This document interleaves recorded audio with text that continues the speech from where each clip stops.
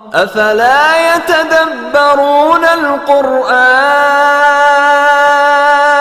ام على قلوب اقفالها؟ روشنی قرآن کی ہے، تازگی ایمان کی ہے، پختگی اے کان کی ہے، اور فلاح انسان کی ہے۔ اس کو ہے سینے سنبھالے، ذہن و دل پائیں اجالے، ہے سبق اس کے نرالے، سنتے ہیں ایمان والے۔ خلاصہ تفسیر قرآن۔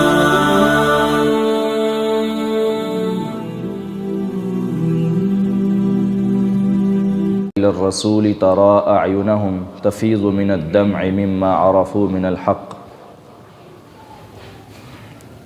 جب نیا نیا اسلام شروع ہوا، نبی علیہ الصلوۃ نے توحید و رسالت کی دعوت دی، تو چند مسلمان ہوئے لوگ اور انہوں نے اسلام پر عمل کرنا شروع کیا، تو کفار مکہ نے ان پر ظلم و ستم شروع کیا، ان پر ظلم کرنے لگے، کیونکہ وہ ذرا غریب لوگ تھے اور نچلے طبقے کے لوگ تھے اور مسلمان ہو گئے تھے، تو ان پر ان کا جو ہے نا وہ ظلم چل رہا تھا اور وہ بہت زیادہ ان پر ظلم کر رہے تھے۔ تو نبی علیہ السلام نے نا مسلمانوں سے کہا کہ آپ لوگ جو ہجرت کر کے حبشہ کی طرف چلے جائیں، وہ بادشاہ جو ہے وہ کافی انصاف پسند ہے اور وہ اپنے ملک کے اندر کبھی بھی ظلم نہیں ہونے دے گا۔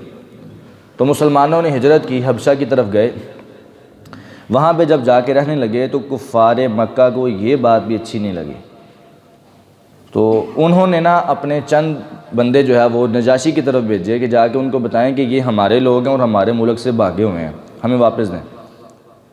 تو کفار مکہ جو ہے وہ نجاشی کی طرف گئے۔ نجاشی بادشاہ جو تھا یہ عیسائی تھا، تو کہنے لگے کہ یہ جو لوگ ہیں نا یہ ہمارے ملک سے بھاگے ہیں، تو یہ ہمیں واپس کریں، یہ ہمارے جو ہیں وہ باغی لوگ ہیں۔ تو نجاشی نے ان کو بلایا مسلمانوں کو اور پوچھنے لگا کہ ہاں جی آپ لوگ اپنے ملک سے کیوں بھاگے؟ تو حضرت علی المرتضیٰ رضی اللہ تعالیٰ عنہ کے بھائی جعفر طیار رضی اللہ تعالیٰ عنہ، انہوں نے وہاں پہ نجاشی کے ساتھ گفتگو کی اور اس کو بتایا کہ ہم لوگ بہت بڑی جہالت میں مبتلا تھے، ہم باپ بیٹے کی، بہن ماں کی بالکل بھی تمیز نہیں کرتے تھے، اور ہم حرام خور تھے، ہم رشوت خور تھے، ہم اپنی بیٹیوں کو زندہ درگور کر دیا کرتے تھے، ہم غیر اللہ کی عبادت کیا کرتے تھے، بتوں کو اپنا الہ سمجھتے تھے۔ اور اسی دوران ہمارے درمیان اللہ تعالیٰ نے ایک رسول بھیجا جس کا نام محمد الرسول اللہ صلی اللہ علیہ وسلم ہے، اور اس نے ہمیں آ کر بتایا کہ اللہ ایک ہے، اس کے علاوہ کوئی معبود برحق نہیں ہے، اور یہ سارے اس نے مسلمانوں کے، اس نے اپنی بیٹیوں کے، بہنوں کے، ماؤں کے حقوق ہمیں بتائے، اور ہم اس پر چل رہے ہیں، اور یہ لوگ ہم پر ظلم کر رہے ہیں اور یہ جھوٹ بول رہے ہیں کہ ہم ملک کے باغی نہیں ہیں۔ ہم تو ان کے ظلم سے بچ کر ادھر آئے تاکہ ہم ان کے ظلم سے بچ سکیں اور آرام سے زندگی گزار سکیں، اسلام پر عمل کر سکیں۔ اچھا جب یہ بات ہوئی تو بادشاہ نجاشی کہنے لگا کہ یہ تو کوئی بات ہی نہیں ہے، اگر ظلم سے بھاگے ہو تو میں تمہیں پناہ دوں گا۔ کفار کو کہنے لگا جاؤ تم چلے جاؤ، یہ میرے پاس رہیں گے۔ اچھا ان کے ذہن میں اب شیطان نے ایک بات ڈالی، شیطان ہے نا وَإِنَّ الشَّيَاطِينَ لَيُوحُونَ إِلَىٰ أَوْلِيَائِهِمْ، شیطان بھی اپنے دوستوں کی طرف وحی کرتا ہے، یہ بھی قرآن کی آیت ہے کہ شیطان بھی دل میں بات ڈالتا ہے، وحی کرتا ہے کہ تم ایسے کرو۔ اب کفار کے دل میں نا اس نے یہ بات ڈالی کہ ان کو نا نجاشی جو کہ عیسائی ہے، تو اس کو یہ تم کہو کہ یہ جو مسلمان ہے نا تمہارے نبی کو نہیں مانتے، تم جو اپنے نبی کے بارے میں عقیدہ رکھتے ہو نا عیسیٰ علیہ السلام کے بارے میں، یہ اس کو مانتے ہی نہیں ہیں، تو پھر جو ہے نا یہ نجاشی جو ان سے متنفر ہو جائے گا اور تمہارے ساتھ بھیج دے گا۔ اگلا دن ہوا، دربار لگا اس کا نجاشی کا، اس نے کفار مکہ نے یہ ان کو کہا کہ آپ کے جو یہ لوگ ہیں نا یہ آپ کے نبی کو نہیں مانتے، تو انہوں نے نا پھر جو ہے مسلمانوں کو بلایا۔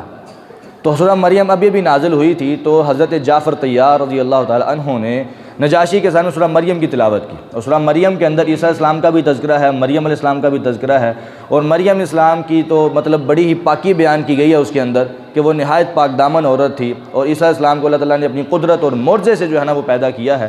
تو اس میں یہ بات کہ انی عبد اللہ، میں اللہ کا بندہ ہوں، اللہ نے مجھے کتاب دی اور مجھے نبی بنایا ہے، یہ ساری باتیں سورہ مریم میں موجود ہیں۔ تو جعفر طیار رضی اللہ تعالیٰ عنہ نے یہ سورت کی تلاوت کی تو نجاشی اور خوش ہو گیا اور پھر ان کے منہ پر جو ہے نا وہ جواب دے کے تھپڑ مارا، کہنے لگا کہ بھئی آج کے بعد یہ بات ذہن سے نکال دو کہ میں مسلمانوں کو تمہارے ساتھ بھیجوں گا، اب دوبارہ تم نے میرے ساتھ کوئی بات کی تو میرے سے برا بھی ہو سکتا ہے، چپ کر کے اپنے ملک واپس چلے جاؤ، یہ مسلمان میرے پاس ہی رہیں گے، ان کو میں تمہارے ساتھ نہیں بھیجوں گا۔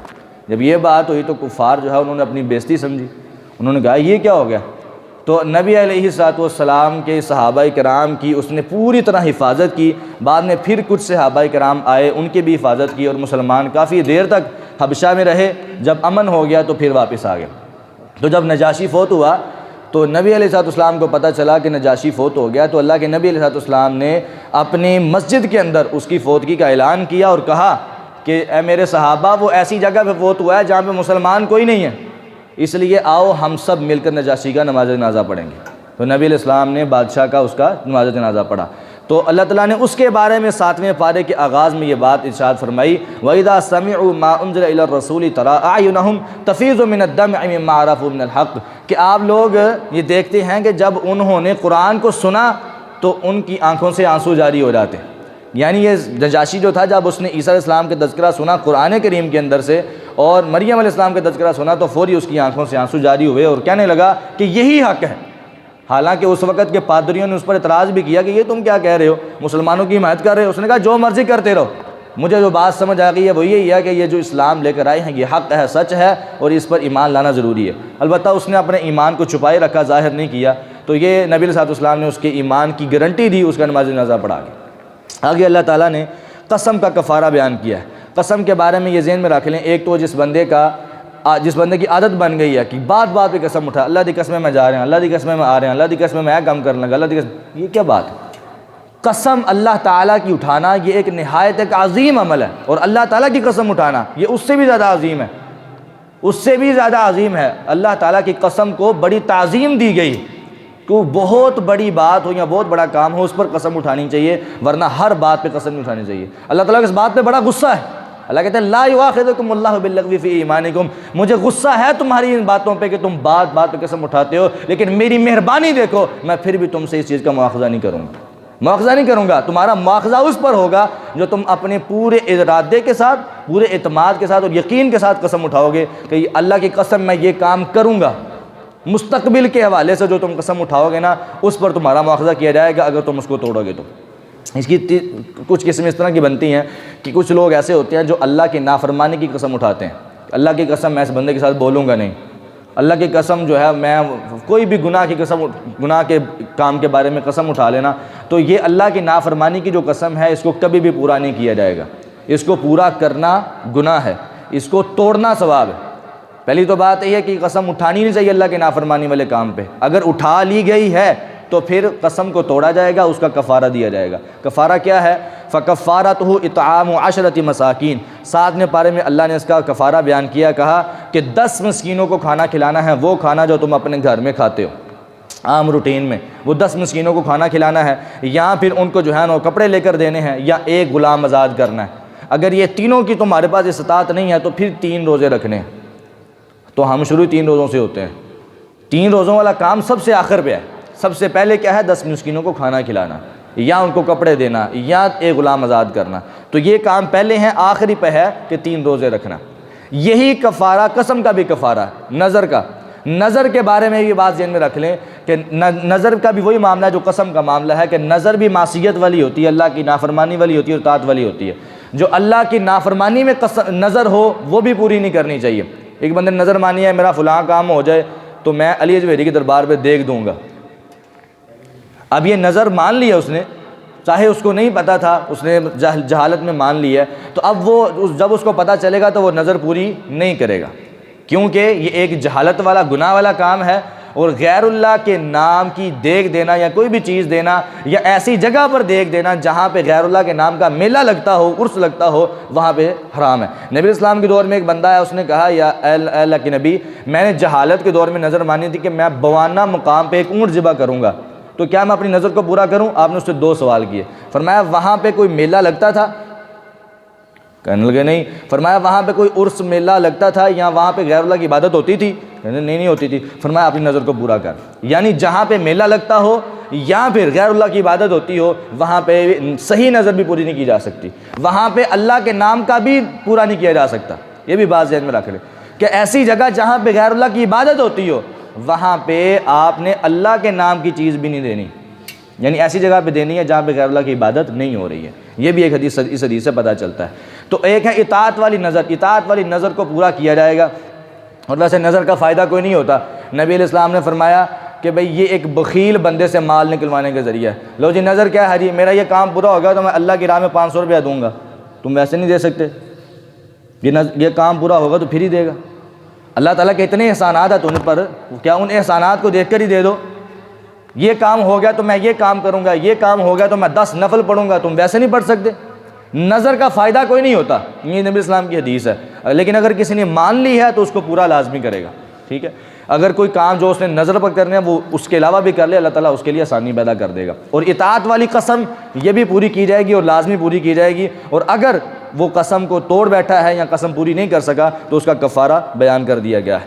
آگے اللہ تعالیٰ نے اس بات کو بیان کیا ہے کہ انما الخمر والمیسر والانصاب والازلام, کہ شراب اور جوا اور فال نکالنا یہ سارے کے سارے کام جو ہیں یہ ناپاکی والے ہیں, شیطان کے عمل ہیں, ان سب سے بچو. یہاں سے اس آیت سے شراب کو حرام قرار دیا گیا ٹوٹلی. صحابہ کرام, آیت حدیث میں آتا ہے کہ صحابہ کرام بڑے عام فہم انداز میں جو ہے وہ بیٹھے تھے, شراب پی رہے تھے, اور سارے کے سارے صحابہ اکٹھے بیٹھ کے, تو اچانک ایک منادی دینے والا آیا, اس نے اعلان کیا الا وانما حرمت الخمر, آج کے بعد شراب کو حرام قرار دے دیا گیا, آج کے بعد شراب حرام ہے. تو دیکھنے والے کہتے ہیں, صحابہ کرام بیان کرتے ہیں کہ ہم نے ایسے دیکھا کہ جس کے منہ میں شراب تھی اس نے فوری کولی کر دی. یہ نہیں کہا کہ اب یہ جو اندر ہے یہ میں حلق سے نیچے اتار لوں. جس کے ہاتھ میں کوئی گلاس تھا, کوئی جگ تھا یا کوئی بھی تھا, اس نے یہ نہیں کہا کہ 1 گھونٹ پی لوں, میں 2 پی لوں, یا جو باقی ہے وہ گرا دوں گا. نہیں, جو جس کے منہ پہ تھی اس نے فوری گرا دی, جس کے ہاتھ میں تھی اس نے فوری پھینک دی. اور صحابہ کرام کہتے ہیں ہم نے دیکھا کہ مدینے میں شراب ایسے تھی جیسے سیلاب آ گیا. یعنی تمام صحابہ کرام نے جتنی بھی شراب سٹور کی ہوئی تھی وہ ساری کی ساری پھینک دی, مٹکے توڑ دیے جن میں شراب تھی. کیا ہے کہ نبی علیہ السلام کا حکم آ گیا ہے کہ آج کے بعد شراب حرام. یہ وہ صحابہ ہیں جنہوں نے نبی علیہ السلام کے ایک اشارے پر اپنی ساری دولت قربان کی. اب شراب کئیوں نے پورے مٹکے بڑے بڑے بھر کے سٹور کیے ہوئے تھے, لیکن یہ نہیں کہا کہ یہ جو میں نے لی ہے یہ استعمال کر لیتا ہوں, باقی آگے سے نہیں لوں گا. نہیں, ہمارا یہ حال ہے کہ جو بھی ہو نا, اگر ہمیں بات کا پتہ چل بھی جائے نا تو ہم کہتے ہیں یہ کر لیتا ہوں, آئندہ سے نہیں کروں گا. ایسی بات نہیں ہے. سمعنا واطعنا, فوری جو ہی حکم آ گیا تو فوری بات پر عمل کرنا ہے. چونکہ چنانچہ نہیں ہوگا. یہ نہیں کہ آئندہ سے نہیں کروں گا, آج کر لیتا ہوں پھر نہیں کروں گا. جب کسی کو کہا جائے سرکار نماز پڑھو, اللہ نے فرض کیا ہے, ٹھیک ہے جی میں کل پڑھ لوں گا, وہ کل آتی نہیں ہے اس کی کبھی. جو انسان یہ کہتا ہے اس کو پھر اللہ تعالیٰ کبھی بھی نیکی کی توفیق نہیں دیتا. فوری اس بات پر عمل کرنے سے اللہ تعالیٰ اس کو پھر توفیق بھی دیتا ہے, اور اس کے نیکی کے اندر اللہ تعالیٰ اس کے لیے جو ہے وہ منافع والی چیزیں بھی رکھتا ہے, اور اس کے لیے اللہ تعالیٰ اجر و ثواب میں بھی اضافہ کرتا ہے. تو اللہ تعالیٰ نے یہاں پہ کہا فال نکالنا جو ہے یہ بھی حرام ہے. ہمارے ہاں اکثر یہ چیز ہے کہ بھئی فال نکالنے کے حوالے سے ہماری جہالت بہت زیادہ عام ہو چکی. لو جی صبح کو کام کرنے نکلنا ہے نا, کوئی بڑا کام نکلا جی, راستے میں آگے بلی آ گئی, انہیں نہیں یہ کام نہیں میرا ہونا, فوری واپس چلا گیا, یہ کام میرا ہونا ہی نہیں ہے. پھر کیا ہوا جی, صبح نکلا جی, میں نے چند اچھا بھلا آدمی, ایک میں بات سن رہا تھا, راستے میں جا رہا تھا تو ایک جگہ پہ میں رکا, تو وہاں پہ 2 آدمی آئے پٹرول پمپ پہ نا پٹرول ڈلوانے کے لیے. تو میں بھی ادھر ہی کھڑا تھا, تو ایک بندہ پٹرول ڈلوا کے نا تو دوسرے کو کہتا ہے کہ آج نا ہونا سی کام تے نہیں جانا, واپس جانا ہے. اس نے کہا کیوں؟ میں صبح کو نکلا نا تو مینوں 2 نیچھاں آئیاں نے, یہ مطلب ساڈا اج کام صحیح نہیں ہونا. عجیب ہے. اور چھینک اللہ کی رحمت ہے. نبی علیہ السلام نے فرمایا جب چھینک آئے تو الحمدللہ کہو, الحمدللہ کہو. اللہ تعالیٰ کی رحمت ہے کہ تمہارے اندر کے جو جراثیم ہیں تو باہر نکلے ہیں, اور تم کہہ رہے ہو کہ میرے کام صحیح نہیں ہوں گے. اس طرح کے فال نکالنا ہے, یہ بلی اگوں لنگ گئی ہے, میرا کام صحیح نہیں ہونا. ایک میں جناب آج میں نے اپنے طوطے سے پوچھا جی میں فلاں کام کر لوں, میرے طوطے نے کہا نہیں کرنا جی. یہ ساری کی ساری چیزیں غلط.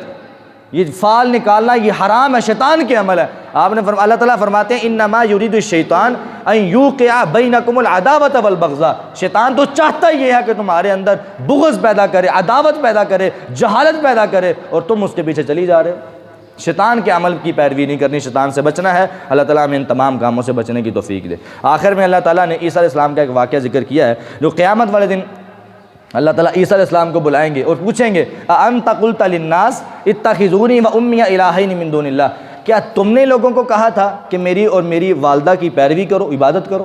حالانکہ اللہ کو سارا پتہ ہے، اللہ تعالیٰ کو صبح و شام دن رات ہر چیز کا پتہ ہے، جو بھی انسان اعمال کرتا ہے ہر عمل کا پتہ ہے، چاہے کوئی چھپ کے کرے، ظاہر کرے، صبح کرے، شام کرے، دن کرے، رات کرے، ہر چیز کا پتہ ہے۔ اللہ تعالیٰ کو کالی رات میں کالی پتھر پر کالی کیڑی بھی چل رہی ہو، اس کی قدموں کی آہٹ بھی سنتا ہے، اس کو دیکھتا بھی ہے، لیکن پھر بھی عیسیٰ علیہ السلام سے پوچھ رہا ہے اللہ تعالیٰ کیا تم نے کہا تھا لوگوں کو؟ تو عیسیٰ علیہ السلام آگے سے کہیں گے قال سبحانک ما یکون لی ان اقول ما لیس لی بحق، یا اللہ تو پاک ہے، میں کیسے کہہ سکتا ہوں لوگوں کو کہ میری عبادت کرو، اور اگر میں نے کہا ہوتا تو جانتا ہے، تجھے سارا پتہ ہے۔ جب تک میں اپنی قوم کے اندر موجود رہا ہوں میں ان کو یہی کہتا رہا ہوں کہ اللہ کی عبادت کرو، میری عبادت نہ کرو، لیکن جب تو نے مجھے زندہ اٹھا لیا اس کے بعد تو ان کا ذمہ دار ہے، میں تو ان کا ذمہ دار نہیں۔ تو جب یہ بات ہوگی، یعنی کہ اتنے خبیث ہیں عیسائی کہ عیسیٰ علیہ السلام کو اللہ کی عدالت میں پیشی کے لیے پیش کر دیا، اتنے خبیث۔ اور آج کل ہمارے ہاں مسلمان بھی نعوذ باللہ ایسے ہی بنتے جا رہے ہیں۔ عیسیٰ علیہ السلام کے بعد نبی علیہ السلام نے فرمایا تھا لا تطرونی کما اطرت الیہود والنصارى، اے میری امت مجھے ایسے نہ تم بڑھا دینا جیسے یہود و نصارہ نے عیسیٰ علیہ السلام کو اور موسیٰ علیہ السلام کو بڑھا دیا تھا، نہیں ان کی شان میں غلو کر دیا تھا، ایسے تم میری شان میں غلو نہ کرنا۔ لیکن آج کل ایسے ہی ہو رہا ہے، ایسے ہی ہو رہا ہے، مطلب اتنے شرکی عقائد نبی علیہ السلام کے بارے میں، الصلاۃ والسلام علیک یا نور من نور اللہ، نور من نور اللہ کیا ہے؟ عیسائیوں نے کہا ابن اللہ، یہ اللہ کا بیٹا، آج ہم نے کہا نور من نور اللہ، اللہ کے نور میں سے نور ہے، نبی علیہ السلام اللہ کے نور میں سے نور ہے۔ اللہ تعالیٰ نے کہا انما انا بشر مثلکم، اے نبی اسلام تم کہہ دو میں تو تمہاری جیسا ایک بشر ہوں، انسان ہوں، لیکن فرق اتنا ہے کہ میں افضل البشر ہوں، میری طرف وحی کی جاتی ہے، تمہاری طرف وحی نہیں آتی۔ نبی علیہ السلام صنف کے لحاظ سے بشر ہیں، افضل البشر ہیں، تمام انسانیت سے افضل ہیں، لیکن بشر ہیں، لیکن نور نہیں، نور من نور اللہ بھی نہیں ہے۔ یہ انسان کا، ایک مسلمان کا عقیدہ ہونا چاہیے۔ اور عیسائیوں نے کیا کیا؟ ان کو ابن اللہ کہا، انہوں نے نور من نور اللہ کہہ دیا، کیا فرق رہا؟ یہ بھی یہی کہیں گے نبی۔ اب عیسائیوں نے عیسیٰ علیہ السلام کو اللہ کی عدالت میں پیش کر دیا، نعوذ باللہ من ذالک، انہوں نے اتنا بڑا کام کیا، اور آج مسلمان بھی یہی کرنا چاہ رہے ہیں۔ اللہ تعالیٰ ہمیں اپنی اصلاح کی توفیق عطا فرمائے۔ آگے اللہ نے سورۃ الانعام شروع کی ہے۔ سورۃ الانعام جو ہے اس کے اندر جس طرح پیچھے صورتوں میں سورہ بقرہ میں یہودیوں کے کارستانیاں بیان کی گئی، اور سورہ آل عمران میں عیسائیوں کی بیان کی گئیں، سورہ نساء میں وہ عورتوں کے مسائل، اور سورہ انعام کے اندر اللہ تعالیٰ نے مشرکین مکہ کے ساری جتنی بھی کارستانی ہیں ان کو بیان کیا ہے، اور پھر ان کے دلائل کا، ان کے جتنے بھی اعتراضات تھے ان کا جواب دیا ہے شرکیہ ہونے کے لحاظ سے، ہر شرک کی قسم بیان کی ہے، اور توحید کو اللہ تعالیٰ نے اس صورت میں بہت زیادہ بیان کیا ہے سورۃ الانعام کے اندر۔ تو آگے اللہ تعالیٰ کہتے ہیں کہ وَقَالُوا لَوْلَا نُزِّلَ عَلَيْهِ آیَةٌ مِّن رَّبِّهِ، یہ لوگ کہتے ہیں اللہ تعالیٰ نے اپنی طرف سے کوئی نشانی کیوں نہیں نازل کی؟ یعنی اللہ تعالیٰ اتنی بھی نشانیاں نازل کر چکے ہیں، لیکن ہر بار یہی کہتے تھے کوئی نشانی نہیں آئی، کوئی نشانی نہیں آئی۔ یعنی جو نشانی آتی تھی اس کے بارے میں کہہ دیتے تھے کہ یہ جادو ہے، اور جو نہیں آتی تھی نا اس کے بارے میں کہتے اور لے کر آؤ، نشانی کوئی آئی نہیں ابھی تک تمہاری کوئی یہ نشانی نہیں آئی کہ تم نبی ہو، یعنی اس طرح کی باتیں کرتے رہتے۔ اللہ کہتے ہیں ان اللہ قادر علی ان ینزل آیہ، اللہ تعالیٰ اس بات پر قادر ہے کہ ہر نشانی کے بعد ایک نشانی بھیجتا جائے، لیکن تم پھر بھی ایمان نہیں لاؤ۔ مسئلہ تو تمہارا ہے کہ تم نے ماننا نہیں ہے، اللہ تعالیٰ نازل کرتا بھی رہے گا، تم نے ماننا نہیں ہے۔ تو یہ بات اللہ تعالیٰ نے اس کو بیان کی۔ آگے سورۃ الانعام آیت نمبر 50، یہ چھوٹا سا مختصر سا والا ہے، اس کو یاد رکھیں، آیت نمبر 50 سورۃ الانعام۔ اللہ کہتے ہیں اے میرے نبی آپ اعلان کر دیں لا اقول لکم عندی خزائن اللہ، نبی علیہ السلام کے بارے میں یہ بڑی کمال کی آیت ہے، لا اقول لکم، اے میرے نبی آپ ان کو کہہ دیں کہ میں تمہیں یہ نہیں کہتا کہ میرے پاس اللہ کے خزانے ہیں، میرے پاس اللہ کے خزانے ہیں۔ اور جو لوگ یہ کہتے ہیں سانو اج جنہ کچھ بھی ملیا نا یہ سانو ساڈے نبی نے دیتا ہے، سانو ساڈے نبی نے دیتا، ہم اپنے نبی کا دیا ہوا کھاتے ہیں، نعوذ باللہ من ذالک، نبی کس کا دیا ہوا کھاتے ہیں؟ اللہ کا دیا ہوا۔ اللہ قرآن کریم میں کہتے ہیں یا ایھا الناس انتم الفقراء الی اللہ، اے ساری انسانیت کے اندر کون ہیں؟ سارے کے سارے لوگ، انبیاء، صلحاء، شہداء، اتقیاء، سارے کے سارے لوگ اس کے اندر آتے ہیں، سارے کے سارے نبی، سارے کے سارے پیغمبر، سارے کے سارے ولی، شہید، نیک، صالحین، سارے لوگ الناس کے اندر آتے ہیں۔ اللہ سب کو مخاطب کر کے کہہ رہے ہیں انتم الفقراء الی اللہ، تم سارے کے سارے اللہ کے فقیر ہو، اور اگر غنی ہے تو وہ صرف اللہ کی ذات ہے، واللہ هو الغنی، اگر غنی ہے تو صرف اللہ کی ذات ہے۔ تو جب اللہ تعالیٰ یہ کہہ رہے ہیں کہ تم سارے کے سارے فقیر، اور ہم کس بات کی، ہم کہتے ہیں کہ بھئی ہم جناب نبی کا دیا ہوا کھاتے ہیں، نعوذ باللہ من ذلک۔ اللہ کہتے ہیں اے میرے نبی آپ کہہ دیں لا اقول لکم عندی خزائن اللہ، میرے پاس اللہ کے خزانے نہیں ہیں، ولا اعلم الغیب، اور نہ ہی میں غیب جانتا ہوں۔ یہ کوئی حدیث نہیں، یعنی حدیث ہوتی ہے نا تو کچھ لوگ اعتراض کرتے ہیں کہ یہ حدیث ہے، قرآن کی کوئی آیت دکھاؤ، ہم قرآن دکھا رہے ہیں لا اعلم الغیب۔ اے نبی اسلام آپ ان کو کہہ دیں میں غیب نہیں جانتا، میرے پاس غیب کی خبریں نہیں ہیں، میں غیب نہیں جانتا، میرے پاس صرف وہی خبر ہے جو اللہ نے مجھے بتا دی ہے، خود مجھے کسی بھی چیز کا علم نہیں ہے، مجھے غیب کی خبروں کا علم نہیں ہے، صرف وہی علم ہے جو اللہ نے مجھے بتایا۔ ولا اقول لکم انی ملک، اور میں نوری بھی نہیں ہوں، میں نوری بھی نہیں۔ اگر نوری نہیں ہے تو نور من نور اللہ کیسے ہو سکتے ہیں؟ نوری بھی نہیں ہے، پھر کیا ہے؟ فرمایا ان اتبع الا ما یوحى الی، میں صرف اس چیز کی پیروی کرتا ہوں جو میری طرف وحی کی جاتی ہے، میری طرف وحی آتی ہے، تمہاری طرف وحی نہیں آتی۔ ان ساری باتوں کا پتہ چلنے کے باوجود بھی اگر تم ایمان نہ لاؤ، هل يستوي الاعمى والبصير، تو پھر اس بات کا جواب دو کیا آنکھوں والا اور نبینا دونوں برابر ہوتے ہیں؟ تو پھر تمہاری بھی مثال اس طرح کی ہے۔ اگر تم سارا کچھ جاننے کے باوجود بھی ایمان نہیں لاتے تو سمجھ لو کہ تم سارا کچھ جان بوجھ کے بھی تم جو ہے نا وہ اندھے ہی ہو، تمہیں کسی بات کا پتہ نہیں۔ هل يستوي الاعمى والبصير، کیا آنکھوں والا اور اندھا جو ہے وہ برابر ہوتے ہیں؟ افلا تتفکرون، کیا تم غور کیوں نہیں کرتے؟ تو اللہ تعالیٰ نے اس بارے میں اس کو بیان کیا، اور آگے سورۃ الانعام کی آیت نمبر 59 کے اندر اللہ تعالیٰ یہ بات کہتے ہیں وَعِندَهُ مَفَاتِحُ الْغَيْبِ، اللہ تعالیٰ کے پاس ہی غیب کی کنجیاں ہیں، غیب کی چابیاں ہیں، یعنی اللہ تعالیٰ کے پاس کسی اور کے پاس غیب کی چابیاں نہیں، لا یعلمها الا هو، اور ان چابیوں کے بارے میں صرف اللہ ہی جانتا ہے اور کوئی نہیں جانتا، صرف اللہ جانتا ہے۔ یہ بھی ایک مسلمان کا عقیدہ ہونا چاہیے، یعنی اللہ تعالیٰ کی اور نبی کی ذات ایک نہیں، بات ایک ہے، بات ایک ہے، ذات ایک نہیں ہے۔ اس کے بہت سارے دلائل قرآن میں بھی ہیں، حدیث میں بھی ہیں، بہت سارے دلائل۔ اللہ تعالیٰ کی ذات، اللہ کی اور نبی کی ذات ایک نہیں، بات ایک ہے۔ ایک مسلمان کا، مومن کا عقیدہ ہونا چاہیے، اور یہ عقیدے کا مسئلہ ہے، کیونکہ قیامت والے دن اعمال کی کمی کوتاہی معاف ہو جائے گی، عقیدے کا جو مسئلہ ہوگا وہ معاف نہیں ہوگا۔ عقیدے کا اگر عقیدہ خراب ہوا تو سارے اعمال برباد ہو جائیں گے، یہ بات ذہن میں رکھیں۔ اگر عقیدہ صحیح ہوا، اعمال میں کمی کوتاہی ہوئی تو اللہ تعالیٰ وہ معاف کر دے گا اور انسان کو جنت دے دے گا۔ اس لیے عقیدے کے معاملے میں ذرہ برابر بھی کمپرومائز انسان کو نہیں کرنا چاہیے۔ آگے اللہ تعالیٰ نے نا آخر میں ہدایت یافتہ لوگوں کی ایک بہت بڑی نشانی کو ذکر کیا، فرمایا الذین آمنوا ولم یلبسوا ایمانہم بظلم، جس جماعت نے، جس گروہ نے، جس فرقے نے، جس بندے نے یہ چیک کرنا ہو کہ میں ہدایت پر ہوں یا نہیں، وہ اس آیت کو غور کر لے۔ الذین آمنوا ولم یلبسوا ایمانہم بظلم، وہ لوگ جو ایمان لائے اور انہوں نے اپنے ایمان کے اندر شرک کو شامل نہیں کیا نا، تو یہی لوگ ہیں جو امن والے میں ہدایت یافتہ ہیں۔ اب ہر بندہ اپنے اعمال کے اندر دیکھ لے میرے عمل میں شرک ہے کہ نہیں ہے۔ اگر شرک نہیں ہے اس کے عمل کے اندر تو وہ ہدایت پر ہے، اگر شرک ہے تو اس کا مسلک، اس کا گروہ، اس کا فرقہ، اس کی جماعت، وہ خود بھی وہ حق پر نہیں۔ حق پر ہونے کی سب سے بڑی نشانی کہ ان کے اعمال میں شرک نہیں ہوگا۔ اولئک لہم الامن وہم مہتدون، یہی لوگ ہیں جو حالت امن میں ہیں اور ہدایت یافتہ ہیں۔ یہ قرآن ہے، اور اللہ تعالیٰ نے آگے تقریباً 18 انبیاء کا تذکرہ کیا ہے۔ شرک بہت بڑی بیماری ہے، شرک اتنی بڑی بیماری ہے کہ سارے اعمال ضائع کر دیتی ہے۔ 18 انبیاء کا تذکرہ کر کے اللہ تعالیٰ کہتے ہیں وَلَوْ أَشْرَكُوا لَحَبِطَ عَنْهُمْ مَا كَانُوا يَعْمَلُونَ، انبیاء ساری انسانیت سے افضل ہوتے ہیں، نیک ہوتے ہیں، سب سے زیادہ ان کا شان مقام سب سے زیادہ ہوتا ہے، لیکن اس کے باوجود بھی اللہ کہہ رہے ہیں اگر یہ لوگ شرک کرتے، 18 نبی یہ والے جن کا میں نے نام لیا ہے وہ سارے کے سارے اگر یہ بھی شرک کرتے نا، بالفرض اللہ تعالیٰ کہہ رہے ہیں، حالانکہ انہوں نے شرک کیا نہیں، سمجھانا ہمیں ہے کہ اگر یہ بھی شرک کرتے تو ان کے سارے اعمال ضائع ہو جاتے۔ یعنی انبیاء کے اگر شرک کرنے سے، نعوذ باللہ، حالانکہ شرک کیا نہیں، اعمال ضائع ہو رہے ہیں تو ہم کس باغ کی مولی؟